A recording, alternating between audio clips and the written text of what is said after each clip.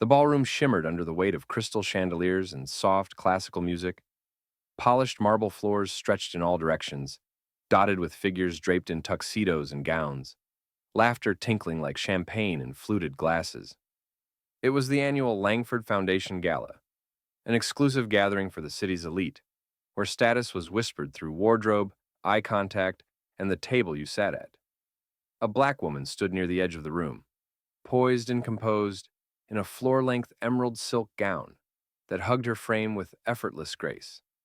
Her natural hair was pulled into a low, elegant bun, and her neckline bore a single diamond pendant, modest, tasteful. She didn't carry herself with arrogance. She didn't need to. Her presence was quiet power. Her name was Dr. Simone Carter, neurosurgeon, Ivy League graduate, chair of 2 national medical boards. But tonight she was invisible, at least to most of the room. A group stood nearby, the Langstons, a generationally wealthy white family with deep ties to the city's politics, their 3 adult children, and a few orbiting socialites. They hadn't noticed Simone when she first arrived, but when she took a seat near the front, at a table marked with a discreet gold sponsor placard, their glances sharpened. "Do you think she's lost?" the youngest daughter Whitney whispered behind her flute of Prosecco. "I mean, someone should check if she's staff," added James, the son, smirking. "She's probably someone's +1, their mother murmured, clearly amused, and terribly overdressed for that. Simone heard them, every word. She didn't flinch. Instead, she smiled, just slightly, and turned her attention to the stage, where the Foundation's director was beginning to speak. "Tonight we are honored," the man said, "to introduce a woman who has transformed healthcare access across this city's underserved communities. Her work has saved lives, changed policy, and redefined what leadership looks like." The Langstons looked confused. Their eyes darted to the stage, waiting for a name. "And now," the director beamed, "please welcome our keynote speaker, Dr. Simone Carter." The room erupted into applause. And the Langstons? They froze, wine glasses still in hand, faces pale and tight. Simone rose gracefully, walked past their table, and for the first time that evening, finally looked them in the eye. She didn't smile. She didn't need to. Simone stepped up to the podium with measured elegance. The applause still echoed across the high-ceilinged ballroom, but she didn't bask in it. She didn't look for validation. Instead, she scanned the room with a quiet, steady gaze, the kind that didn't ask for attention but demanded respect. Her voice, when it came, was warm, articulate, and razor-sharp in its clarity. "When I was 9 years old," she began, "my mother brought me to this very building to clean tables after events like this. I used to look at the chandeliers and wonder what it would be like to stand here one day, not to clean up someone else's celebration, but to own my moment in it." A hush fell over the crowd. The Langstons stiffened in their seats. Simone continued, her words cutting through the room like a scalpel. "But even now, after 2 decades of education, sacrifice, and service, I've learned that some people, even in rooms like these, will still only see a stereotype, a story they've already written before they learn your name." In the front row, Whitney Langston fidgeted. Her mother crossed her legs tightly, jaw clenched. Simone went on to share the data, how access to neurological care in underfunded communities had shifted because of her work, how Black children were now receiving early diagnoses that once took years, how her clinic had grown from a one-room office to a citywide program backed by major medical institutions. And to the young girls watching tonight, she concluded, "Know this, your worth isn't decided by how others measure you. It's defined by how you show up, even when they hope you won't." Thunderous applause erupted, louder than before. Standing ovation. Simone stepped back from the mic, nodded gracefully, and returned to her seat at the gold sponsor table, the one the Langstons had mocked her for sitting at. As she passed them, James muttered under his breath, "Well, she certainly knows how to perform." But his father, still frozen, whispered back, "That wasn't a performance, James. That was a reckoning." And suddenly, the Langstons weren't the ones being watched anymore. They were being remembered. The rest of the evening unfolded like a dream, for Simone, at least. After her speech, guests approached her in waves. Foundation executives, city council members, hospital directors. Hands extended, eyes bright with admiration. Some offered congratulations, others, opportunities. Everyone wanted to be associated with her now. Everyone, except the Langstons. They remained in their seats, clinging to half-empty glasses and shallow smiles, their influence slowly wilting beneath the weight of their earlier mockery. And worse, the whispers had begun. Small, discreet murmurs among their peers. Did you hear what they said before the speech? They thought she was staff. At their level, you'd expect better judgment. Simone wasn't listening. She didn't need to. Her focus was on a quiet conversation with the president of the Langford Foundation, a woman named Clara Benton, known for her sharp mind and sharper memory. Clara leaned in, voice low but firm. You should know, she said, that family has never truly understood the spirit of what this gala represents. Old money often forgets how progress works. Simone tilted her head, curious. And what do you plan to do about it? Clara smiled, not kindly, but with purpose. We believe in aligning our board with people who build, not those who belittle. Their seat will be under review. Simone nodded. Not out of spite, out of principle. Across the room, the Langstons watched Clara place a hand on Simone's shoulder, the gesture unmistakably one of trust and approval. It was a shift in gravity, one they couldn't ignore. Later that night, as guests began to file out, Simone moved with quiet composure, offering polite goodbyes and meaningful handshakes. As she passed the Langstons' table one final time, she paused, not to gloat, but to let the moment hang. She looked directly at Mrs. Langston, then at her children. Calm, controlled. I hope next time, Simone said softly, you'll lead with curiosity instead of assumption. Then she turned and walked away, her heels clicking elegantly against the marble floor, the sound louder than any insult they had whispered earlier. And for the first time in their lives, the Langstons didn't have a comeback. Because no amount of money could undo the humiliation of being outclassed, not by wealth, but by character. By Monday morning, the buzz had already reached the upper floors of the city's elite institutions.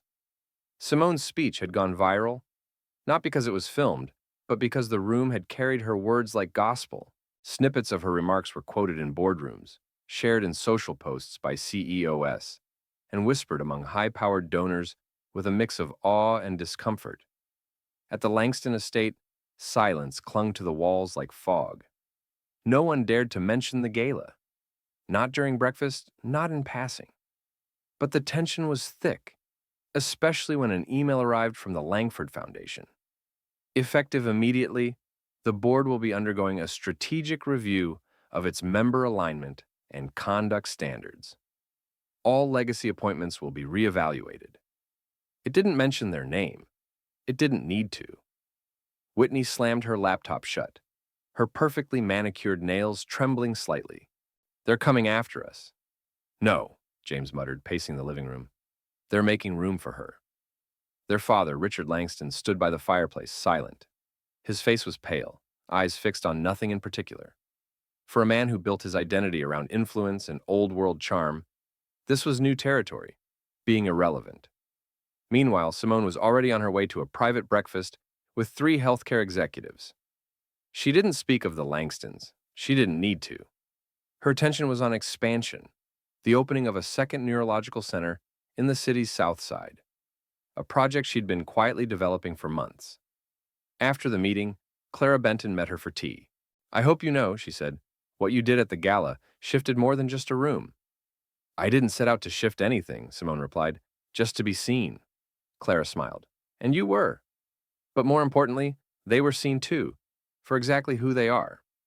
Across town, the Langstons were fielding calls. One donor politely distancing, another pulling out of a joint investment, a third requesting a meeting to reassess future collaborations. The social current had turned. And in elite circles, that was more dangerous than any speech. Because respect isn't bought, it's earned. And humiliation, once public, becomes a stain even silk and legacy money can't wash away. By the end of the week, the Langston name, once spoken with automatic reverence in social circles, had started to curdle at the edges. Invitations they usually received months in advance were suddenly under revision. Their PR firm, sensing the shift, recommended silence, reflection, and stepping back from the spotlight. But for Simone, the light was just beginning to shine. That Friday, she was invited to appear on a nationally syndicated talk show, not for the gala, but for her work in neurological equity. Yet, of course, the host couldn't resist bringing up the moment that had set everything in motion. "We heard a certain prominent family didn't exactly roll out the red carpet for you," the host said with a smirk. "How did that feel?" Simone gave the camera the smallest, sharpest smile. It felt familiar, but it didn't last long. The audience laughed. The internet clipped it within minutes. Later that evening, Simone attended another event, this time a quiet fundraiser for medical scholarships for underrepresented youth. Clara Benton was there, as were two new board members, who had replaced legacy seats, including the one once held by Richard Langston. They didn't announce it publicly. They didn't have to. Word traveled fast. At the same time, the Langston family sat in their marble kitchen, trying to draft a statement, one that sounded remorseful but not groveling, one that distanced their behavior from who they really were. But every draft rang hollow. Because the truth was this: they hadn't been misunderstood. They had been witnessed. Simone didn't bother reading their eventual letter. Her attention was elsewhere, reviewing proposals, vetting hires, mentoring two interns she had brought in personally.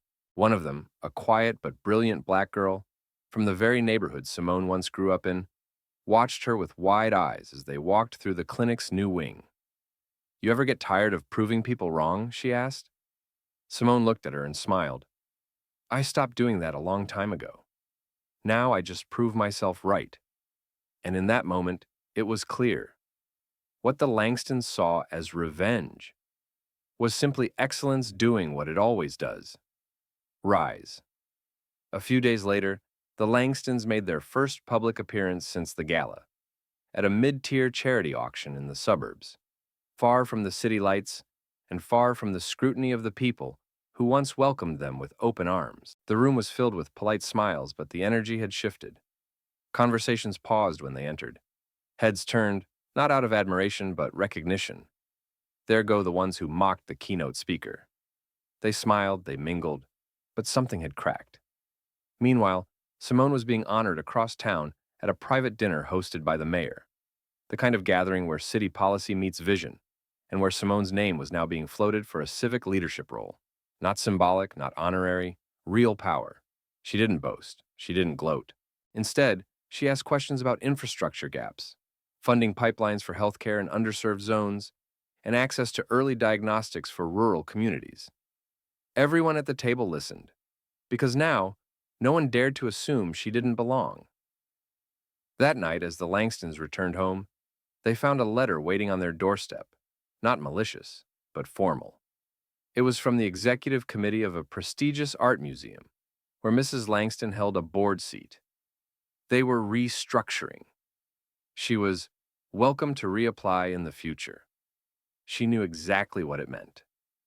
Across the city, Simone sat quietly in her study, reviewing grant applications. Her desk was uncluttered, save for a small framed photo, her and her mother, back when they lived in a one-bedroom apartment and dreamed big under cheap ceiling lights. Now she sat beneath recessed lighting, in a home she owned, funded by a life she built herself. Not in spite of their doubt, but because she never needed their permission in the first place. The following month, the Langford Foundation announced its new board lineup at a highly anticipated press event. Flashes from cameras lit the room like fireworks. Journalists murmured as names were read. At the very end, Clara Benton approached the microphone, her voice calm and direct. And finally, we're proud to welcome our new board chair, a visionary, a leader, and someone whose life's work speaks for itself, Dr. Simone Carter. The applause was instant and deafening. Simone stepped onto the stage in a tailored charcoal suit, her heels clicking softly across the polished floor. She didn't wave. She didn't need to. Her presence alone was thunder. In the crowd, seated far in the back, uninvited but having found a way in, were the Langstons. They watched as the room, a room they once believed they owned, now belonged to someone they had once mocked, underestimated, and dismissed. And she hadn't just risen above them. She had replaced them, not with rage, not with vengeance, but with something far more devastating: excellence. Simone took her seat at the center of the long table, flanked by leaders, officials, and innovators who had all come to respect her, not for her skin color, not for the speech, but for the substance. Later that night, she stood alone outside under the evening sky, city lights stretching behind her. She breathed in the quiet, not the silence of exclusion, but the silence of arrival. She hadn't just survived their mockery. She hadn't simply endured their doubt. She had turned their stage into her legacy. And as the stars emerged above, one truth settled in fully. They had laughed at her for showing up. But history would remember that when she walked in the room, everything changed.